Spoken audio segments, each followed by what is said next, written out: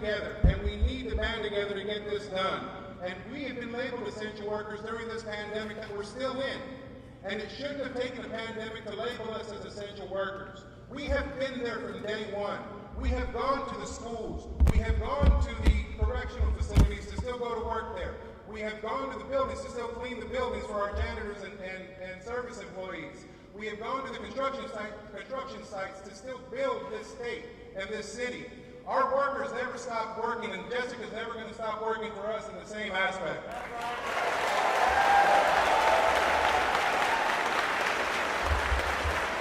We're not asking for handouts. We work for what we get. We work for what we get. And this is our time. Our time is right now. Our time is to come together. The way you're seeing across this state and the way you're seeing across this country, as you're seeing organizing, you're seeing community members come together. You're seeing them coming together and organize to raise wages, to raise standards. It is a simple, fundamental right that we should all have. And that's what Jessica's going to help us get across and get done.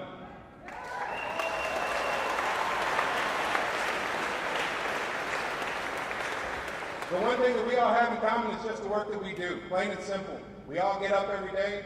We all go to work. We all want to come home safely at the end of the day. We want to be able to provide for our families. We want to be able to retire with dignity. Like Geronimo.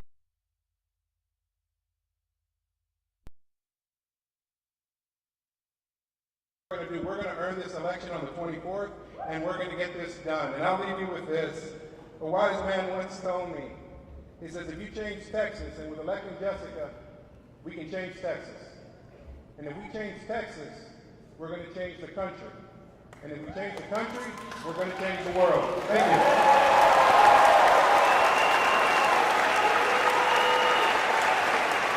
Thank you, Leonard. Thank you, Leonard. Are we fired up? Are we fired up? All right. Our next speaker, Reverend Eric Ford. He's an advocate of reproductive justice and religious freedom. Erica, come on up.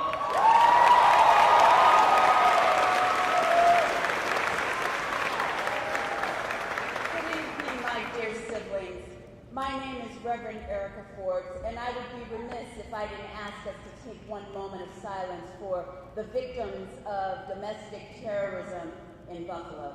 So if you just take a breath with me.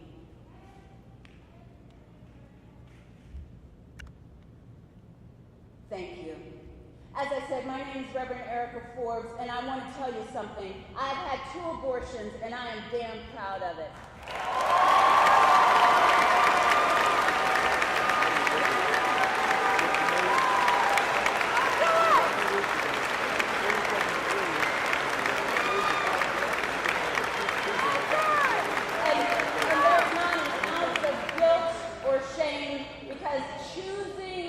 My life was the most pro-life decision I could ever make.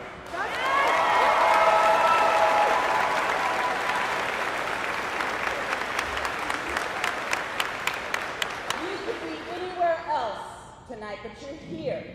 And you're here because you know what matters. I know that for certain. I want to tell you really quickly that when I was 5 years old, we were required to say the Pledge of Allegiance. And at the end of the Pledge of Allegiance, we had to say, and justice for all. I had no idea what those words meant, but I pledged and justice for all. But those words have now become the foundation in which I live my life. Whether or not we have justice for all is now our responsibility. Whether or not we have justice for all is what we're going to demand of this state and of this country.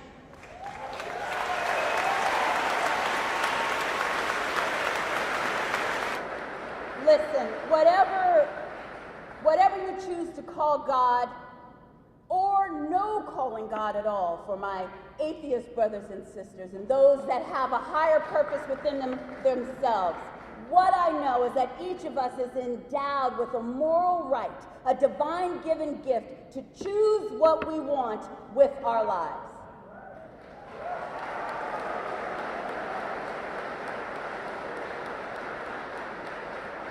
The Pledge of Allegiance is an expression of loyalty to the country and flag of the United States, and we will make sure that this country honors the pledge that we have made.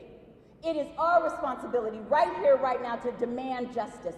Justice for those that are differently able. Justice for those of our LGBTQ families. Justice for those that are on the margins of society. Justice for everyone. I mean justice for everyone, not just those that are at the top. And here's what I want you to know. Your vote is your registration for justice. Your vote says justice for all. That's why it's so important, because when you make that vote, when you vote for someone that is progressive and that knows the truth and knows about justice like Jessica does, you are saying we demand justice. That's why it's important to vote.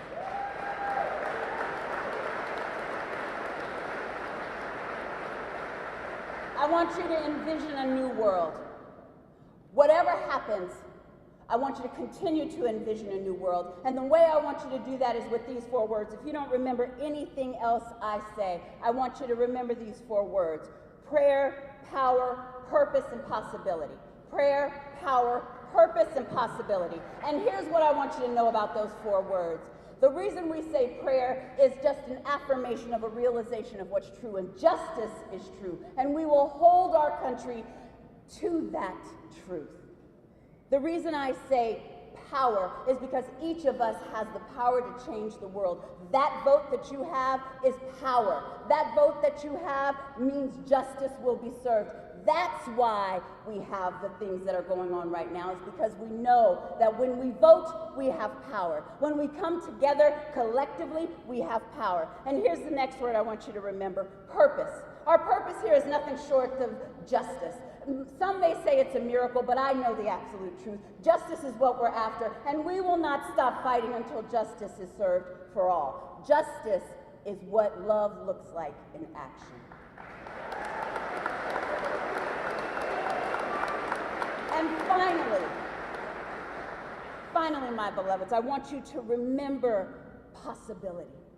While it may seem impossible, what I know is that there are infinite possibilities in each and every one of us, and that collectively, together, the possibility of us changing this state and us changing this world, it is possible in our lifetime. But you have to see it to believe it, and then you have to get out there and you have to fight. You have to fight, you have to fight, and have to fight. And as I tell everyone all the time, we will fight until hell freezes over, and then we will fight on the ice.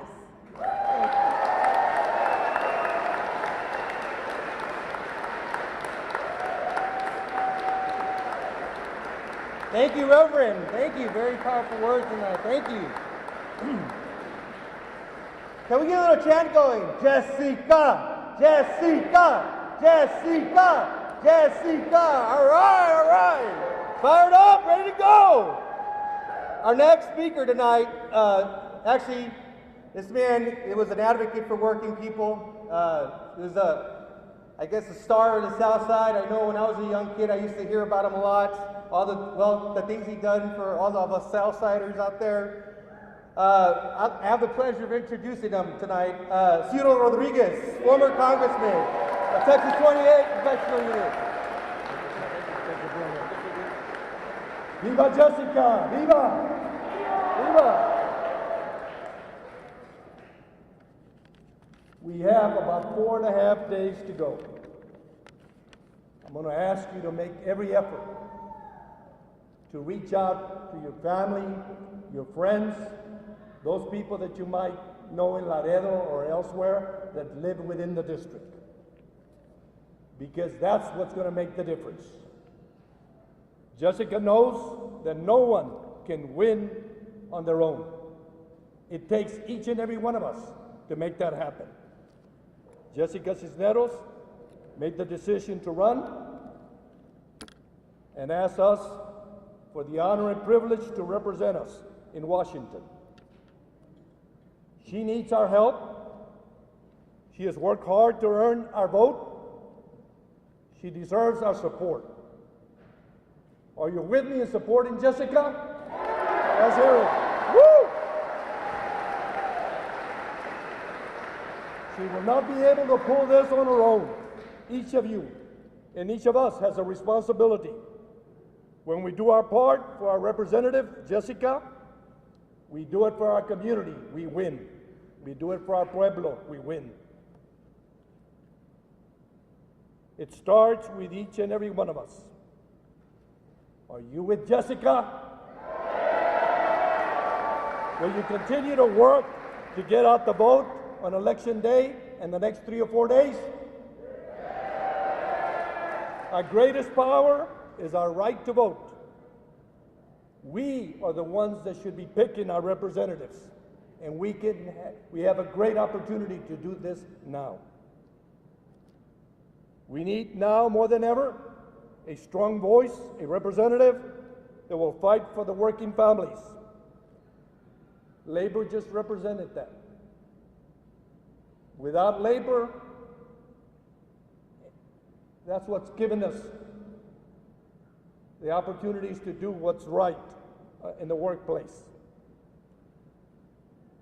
We have 2 resumes before us, and we have a choice to make. Cuellar, who is being investigated by the FBI, has failed us. Cuellar, who has voted with Trump 70% of the time, has failed us. Cuellar, who lacks the ethics in dealing and pushing for bills that for special interests and continues to do that, has failed us. Now more than ever, we have to come up to the plate. 2 clear resumes. So we have that choice. Let the power of our vote be for Jessica Cisneros. Are you with me in voting for Jessica? Jessica has earned the support of working hard people, going house to house, knocking on doors. People have made her a stronger, more committed fighter and prepared to deal with the issues that confront us. I feel proud, as a former member of Congress, to say that I feel confident that she will do a great job for each and every one of us. Jessica knows the issues and has worked hard to represent the best interests of our community. She's with us on important issues in education, both public ed and higher ed. Right? Jessica is a fighter that we need to represent us in Congress when it comes to the voting rights. Right? As a woman who knows the importance for women to have their rights and their life choices respected, that's Jessica.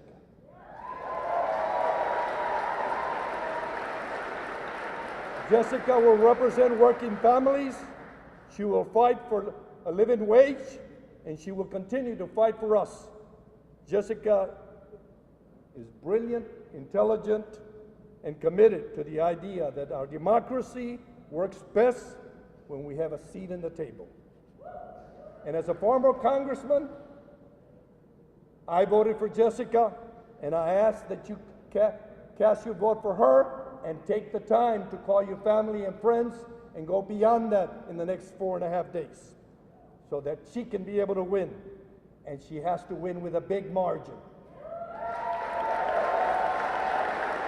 So I ask you to join me, and let's give everything we got to win this election Tuesday for Jessica Cisneros. For the price of indifference is great, and the path to making a difference is not easy. But I know that together we can make a difference. So then join me in welcoming our next congressman for the 28th Congressional District, Jessica Cisneros. Let's give her a big applause. Viva Jessica!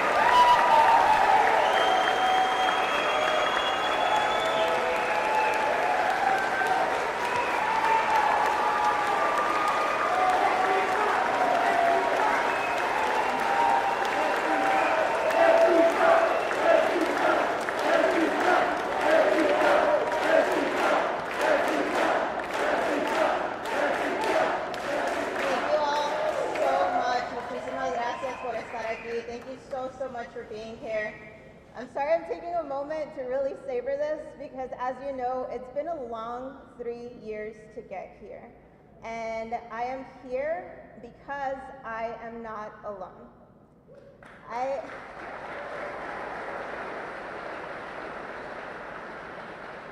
As you all know, the reason why I am such a huge advocate and want to be your champion for working people in Texas 28 is because I was raised by two working people, my parents.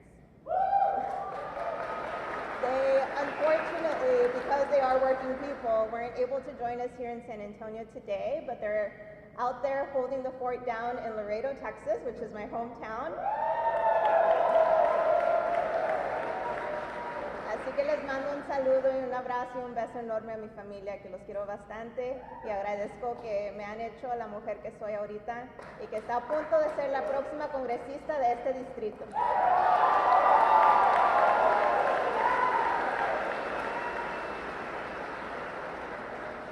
So if you're here, it's because you know about my story and you probably see yourself reflected in our campaign and in our message. I'm the proud daughter of two Mexican immigrants that started off as farm workers here in this country, and they've been fighting every single day for their American dream.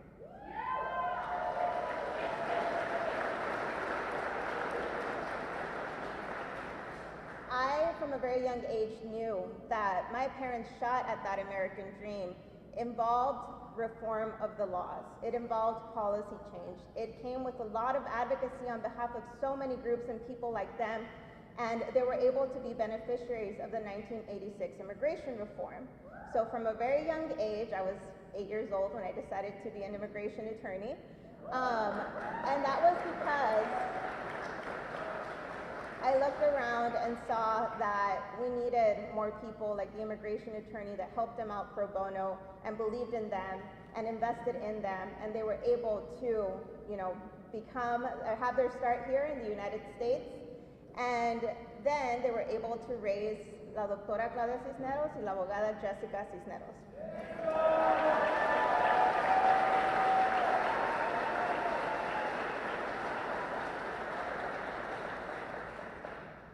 Despite, so much talent, so much potential, so much hard work ethic in our district, and I saw it because I know one of my parents' proudest moment was when they were in a gym like this in my high school graduation.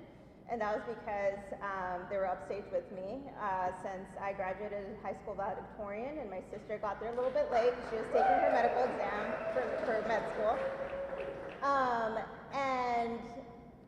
I kept looking around and seeing all that talent, all that potential, all the families that were there to cheer on their graduate, but at the same time be very, very aware that because of the cards that we were dealt, my sister and I and my family were very much the exception and not the rule.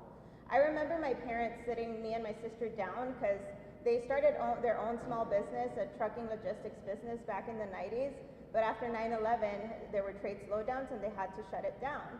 And I remember how difficult it was during those times just trying to make ends meet. I remember seeing my parents very stressed out, and as much as they wanted to protect me and my sister from knowing the truth, we were very aware, right? We were pinching pennies. We weren't sure if we were able to pay our mortgage in time. We weren't sure if, we could even afford a Happy Meal or even something from the dollar menu. We were there. And the things that got us through are the same values that get South Texans through every single day, which are faith, hard work, and familia. De que tenemos el compromiso a nuestras familias y que vamos a hacer todo lo posible para salir adelante y echarle todas las ganas.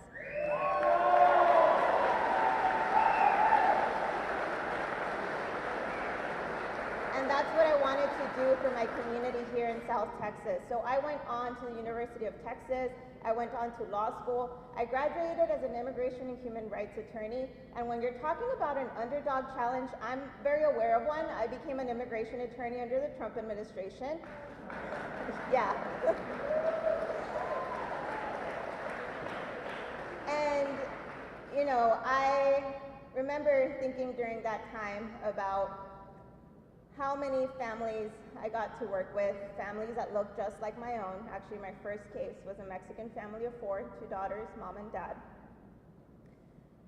And also thinking about the heartbreak during those years, because it was our communities that were under constant attack and continue to be under constant attack. And I think that especially people of color and Black communities, as we saw in the last week, we right now have a target on our backs.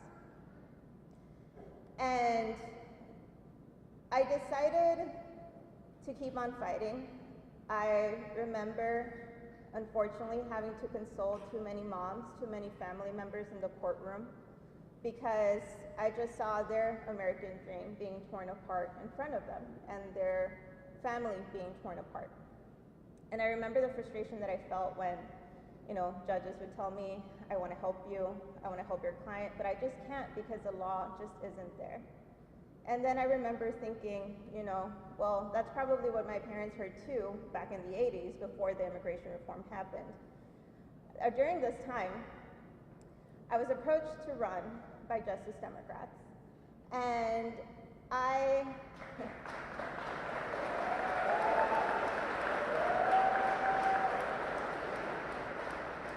And when I was asked to run, it was a very scary decision, obviously, but I remembered a very formative experience that I went through back in 2014, which was in the spring. I'm not sure if many of y'all are familiar with this. I know some of you are. Wait, did it go out? All right, I'll yell. Can y'all hear me? All right. So it's a very formative experience I had back in 2014. I, at that time, already had several years doing immigration advocacy. I started in 2012. That was when DACA had just been first announced, and we were very, very excited because there were so many of my loved ones, classmates, neighbors, family members that were going to be able to be beneficiaries of DACA. They were going to be able to go on to college. They were going to be able to work in what they wanted to do. It was a very hopeful time. And during that time, it was also when the Gang of Eight on the Senate side, it seemed like immigration reform was going to happen. And I wanted to go to Washington, D.C., get an internship because I wanted to see how immigration reform was going to pass through Capitol Hill. I got a fellowship. They told me you could apply wherever you want. And I was like, you know what? I want all the work that I do here on Capitol Hill to directly benefit the people back home in Laredo and in South Texas. So I said, why not intern for my congressman, Henry Cuellar?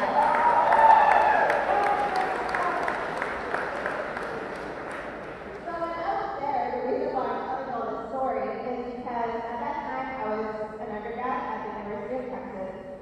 And that's right.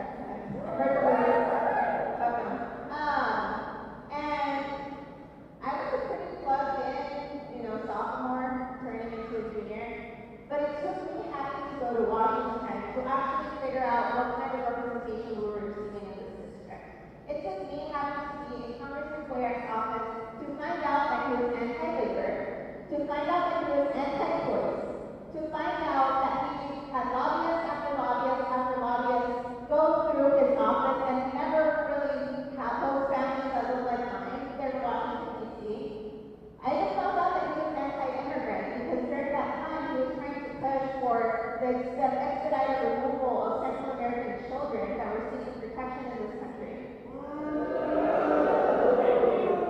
And what hurt me the most was the fact that he was advocating for piecemeal immigration reform despite the demographics in our district and what we actually want in favor of legislation that would not provide a pathway to citizenship. So it was a very formative experience to say the least. I also remember thinking back to that experience and looking into all the congressional offices and seeing 20 and 30-year-olds shape our policy in the United States. That means that young people can definitely have an impact on the future of this country.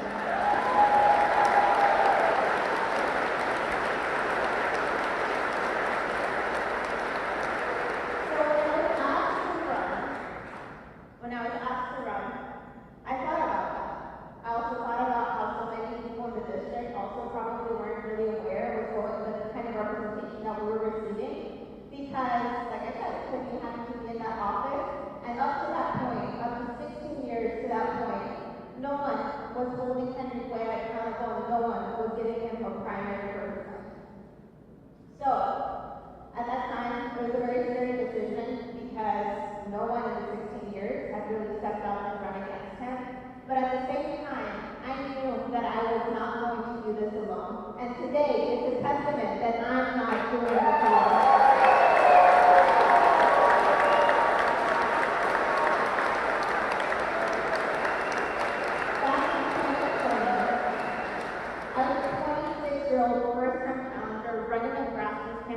Taking a zero dime on corporate blackmailing because I've seen what that drug has done to our nation.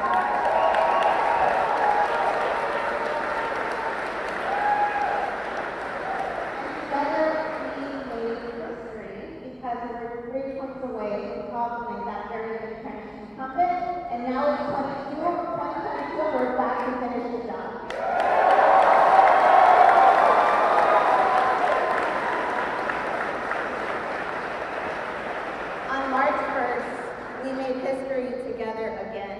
Because for the first time in the history of this congressional district, we forced a runoff election.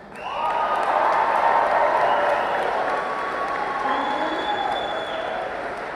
that over half of the voters in the Democratic primary said that Henry Cuellar does not deserve another term.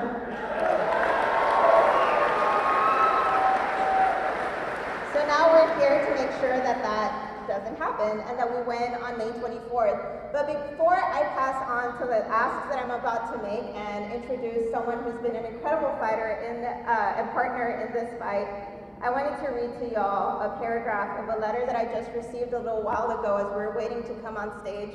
It was a letter that we received in Laredo from someone from Laredo, Mr. Vela, a middle-aged man in Laredo, and this is what he wrote.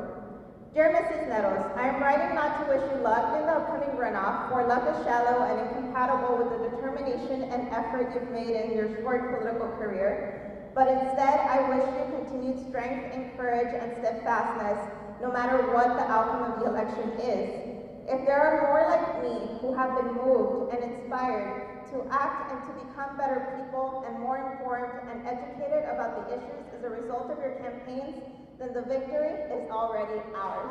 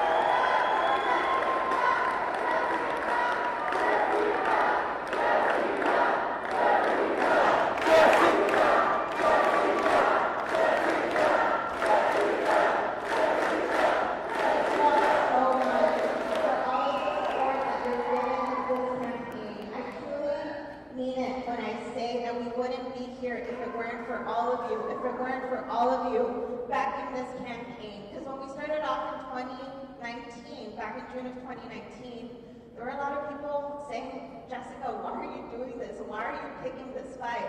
But we knew this was a fight that we could win because we know what our community deserves.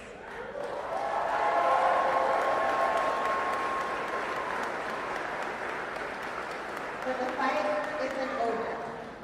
Today is the last day of election day. Like Leonard said, we are in the last few hours of early vote. If you haven't gone out to vote, there's going to be a chance right after this.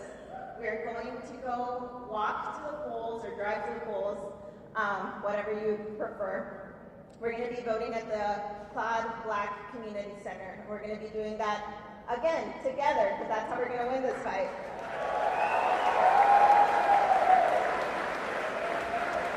Tomorrow, because we still have several days, tomorrow, we are going to be having 3 canvases tomorrow. If you're launching one of our canvases, our endorsers, are they here today? Please. Jalen, Carrie,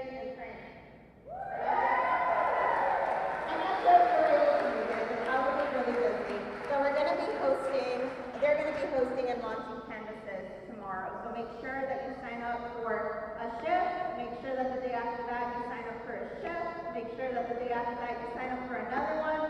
Election day, we are shutting down the polls.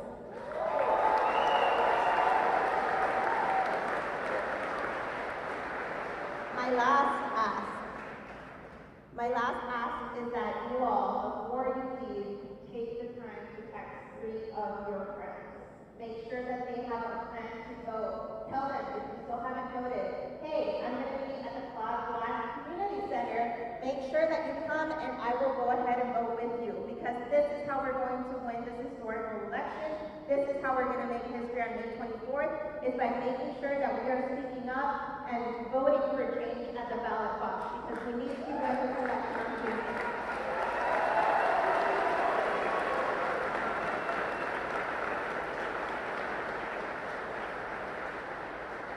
We're going to have a lot to celebrate on May 24th. I turned 29 on May 24th.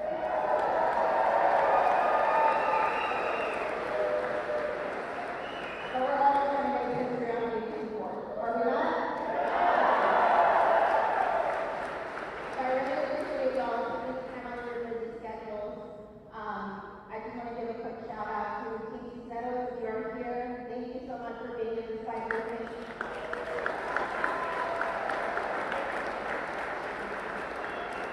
And the last thing I'll share is that one of the evidence that we have about our victory already in ours is that one of the things that I wanted to do with this campaign back then when I launched, like I said, in June 2019, was that I really wanted to center the voices of people here in this district, and I wanted to uplift them. Because for a very long time, especially under the Trump administration, we have been talked about a lot, but never really heard from our community. And it's been the honor of a lifetime to be able to create partnerships both within and outside of the district to make sure that after we win on May 24th, that after we win in November, that we are going to deliver on our campaign promises and make sure that we are fighting for working class champions here in this district. So with that, I'm going to introduce someone that is very inspiring to me. And the reason why I say that is because one of the things that you are voting for when you vote for this campaign, when you mark our name, my name, Jessica Cisneros, on the ballot, is that you're not just voting to, change what the kind of votes that the common person in this district makes. That you're not just voting and having people over, yes, I'm going to vote for this, or no, I'm going to vote against this, but that we're actually making an effort to build a multifaceted approach to how we're going to be building power in this community.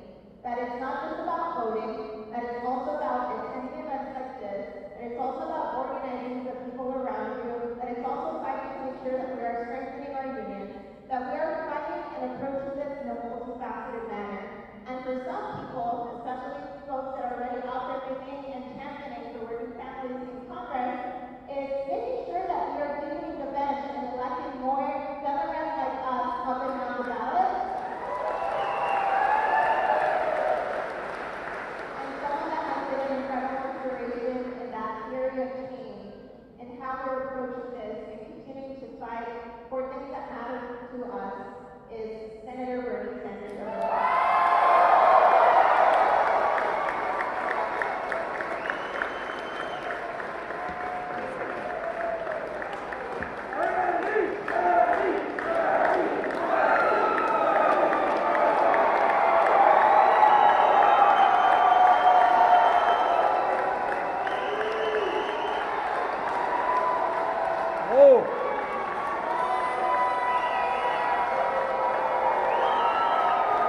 Thank you, San Antonio.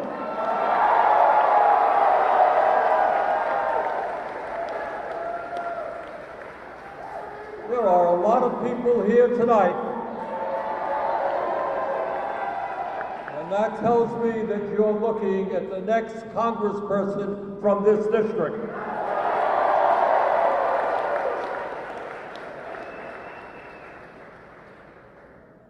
I am here tonight in San Antonio for a few very important reasons.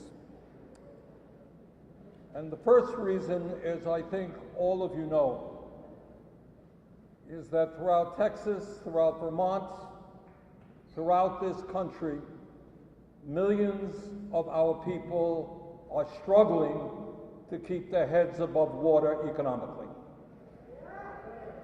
In the richest country in the history of the world, half of our people are living paycheck to paycheck.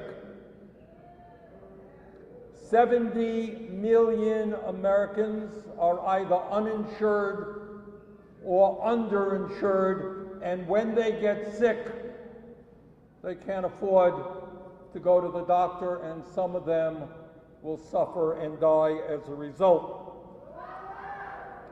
In America today, we pay by far the highest prices in the world for prescription drugs.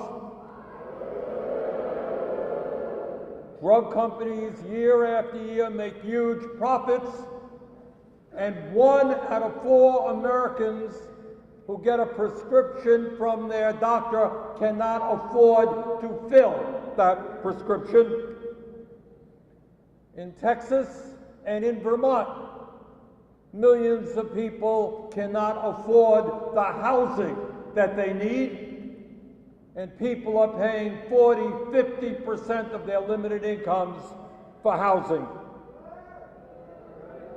In America today, when we should be fighting hard to make sure that we have the best educated population in the world,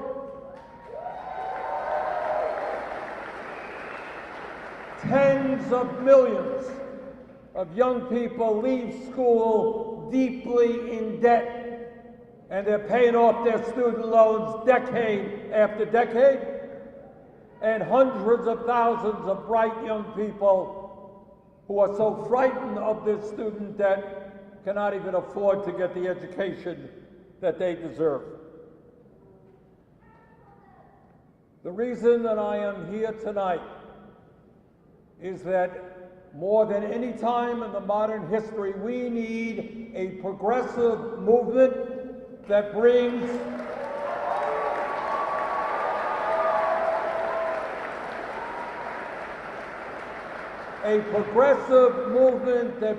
the working families of this country together, black and white and Latino, Native American, Asian American.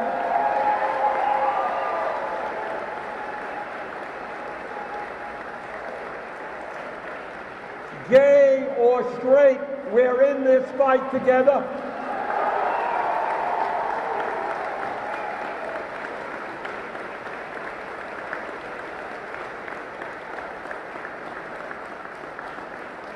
And we need representatives in Congress from the working class who know the pain that people are experiencing and are prepared to go to Washington and fight for the working class of this country. And that person is Jessica Cisneros.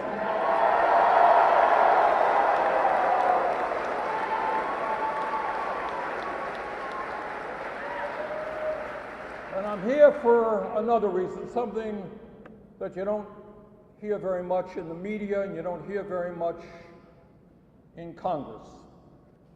And that in many respects, this country is moving toward an oligarchic form of society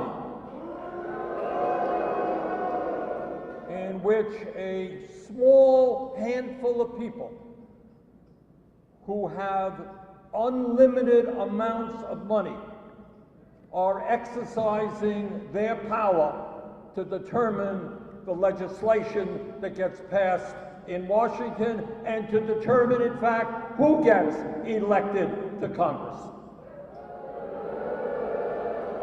And we need, and this is not easy, it is not easy, let me tell you, and Sarah will tell you the same thing.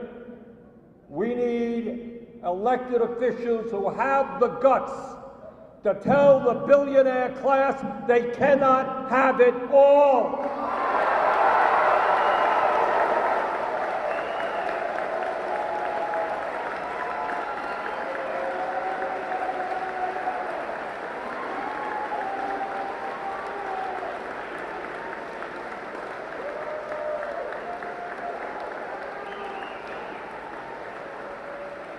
It is not acceptable to me, nor to you, nor to the American people that we have more income and wealth inequality in America today than we have had in 100 years. You got two people who own more wealth than the bottom 40% of this country. And during this terrible, terrible pandemic, when 1 million people have died, when hundreds of thousands of workers have been forced to go to work, they didn't have a choice. They went to work, and some of them died. That during this period, billionaire class saw a $2 trillion increase in their wealth. So we need members of Congress who are going to have the guts to stand up to these very, very powerful people, and Jessica will do that.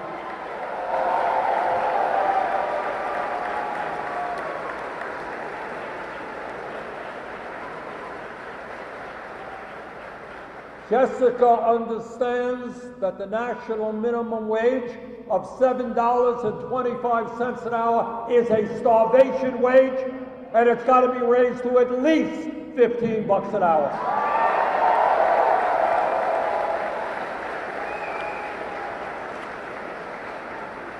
Jessica understands that we have a broken tax system in which in a given year some billionaires and profitable corporations don't pay a nickel in federal taxes.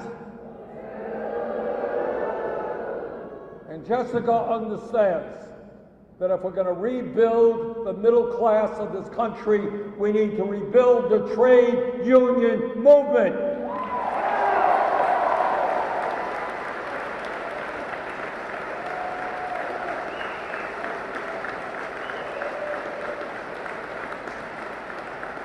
And earlier today, I had the opportunity to meet with some great trade unionists here in San Antonio, and together we are going to rebuild the trade union movement and bring millions of workers into organized labor.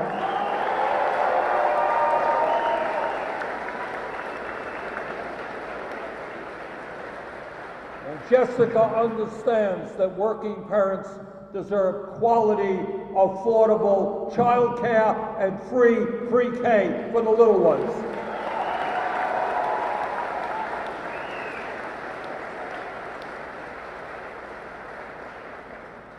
And Jessica understands that we see it with our own eyes every day. The fact that climate change is an existential threat to this planet. We need to transform our energy system and create millions of good-paying jobs as we move to energy efficiency, sustainable energy, and a Green New Deal.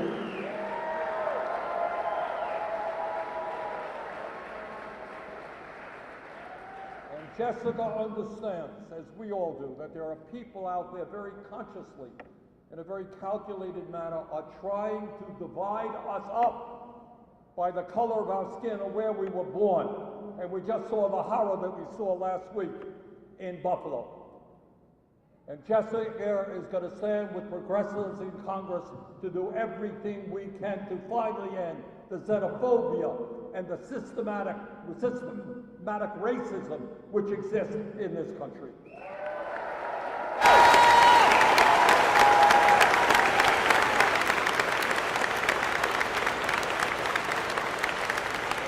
Just Buffalo, there's another issue that has surfaced in the last couple of weeks.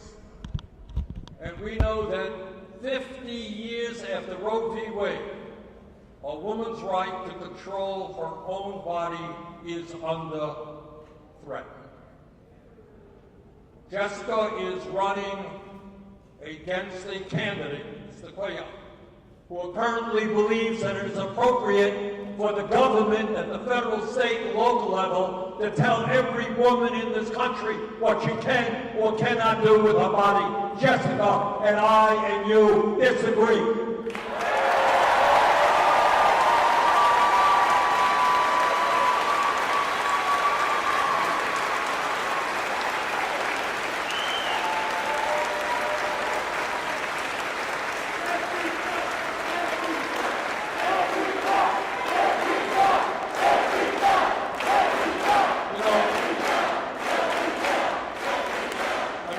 about the hypocrisy involved here. Think about these right-wing politicians all across the country saying, get the government off of our backs.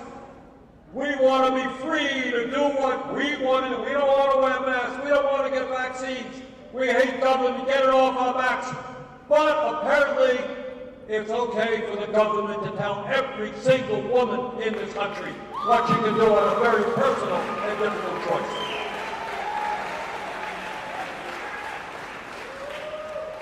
The last reason I am here may in fact end up being the most important. And that is, I am sick and tired of seeing billionaires pour millions and millions of dollars into ugly 30-second ads trying to defeat good people who are representing working families.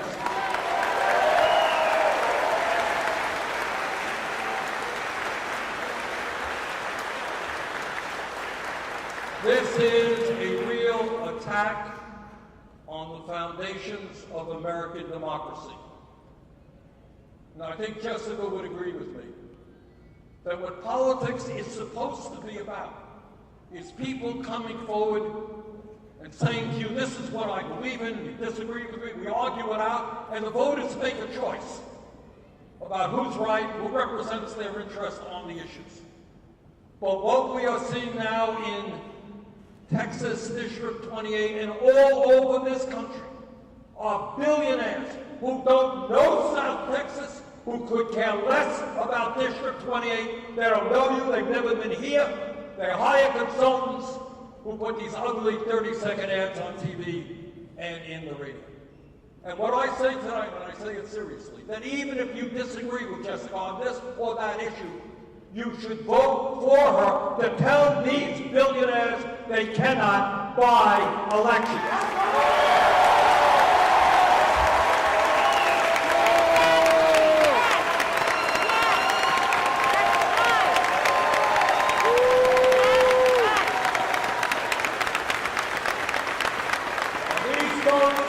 These billionaires have spent millions and millions of dollars.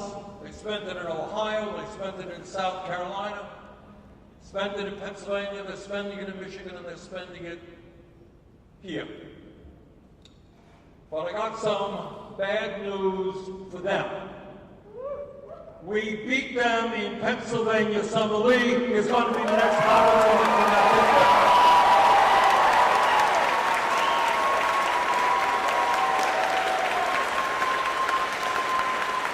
All of their money, millions and millions of dollars coming into Pittsburgh, we beat them, and we are going to beat them here in District 28, Texas.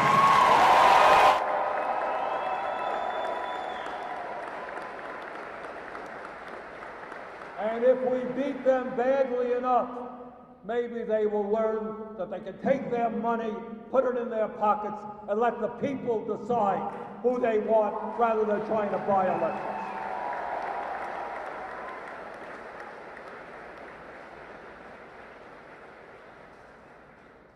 Look, I don't have to tell anybody here that these are tough times for our country.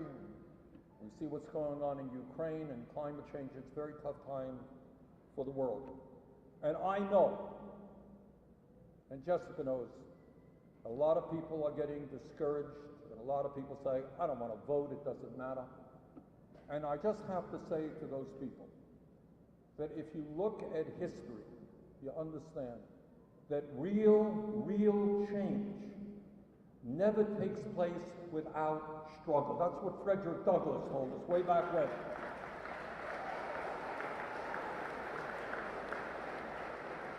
And you think about all of those people throughout our history, people who fought for civil rights to end slavery and end segregation, people who fought for immigration rights.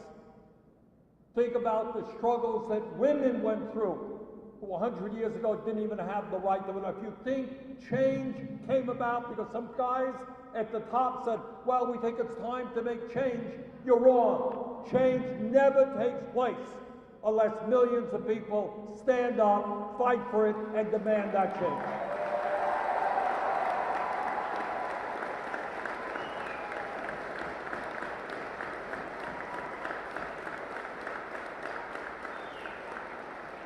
That's what this campaign is about. It's whether a handful of billionaires can buy this seat, or that we send Jessica to Congress, who understands she is part of a movement, who represents working families.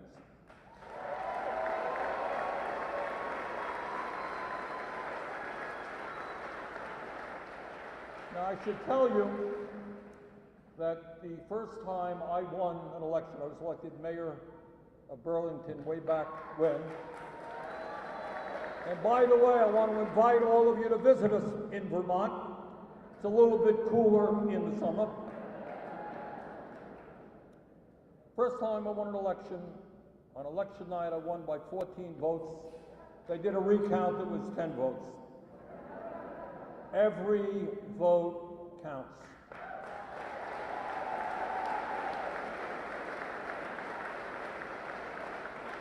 You don't want to wake up on Wednesday morning and read that Jessica lost by a handful of votes.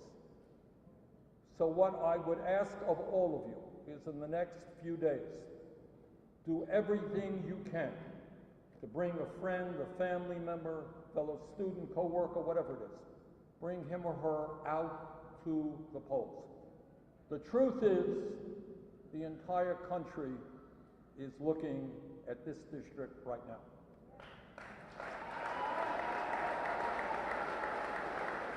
And what they are looking at and asking is whether a candidate of the people and for the people can take on and defeat powerful corporate interests. That's what this campaign is about, and that's why it is absolutely imperative that we do everything we can in the next few days to elect Jessica Cisneros as the next member of Congress from District 28. Thank you all very much.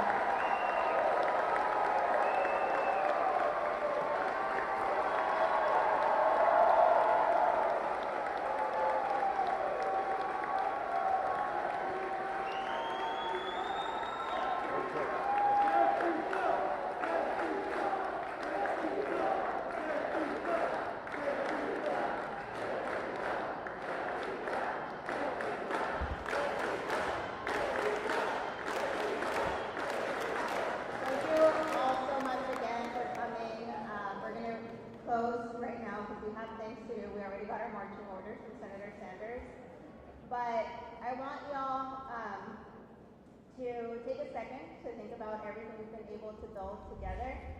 And on May 24th, we are going to send a resounding message to Henry Cuellar that we are not afraid. We are standing here together, and we're going to make history together. Thank you so much.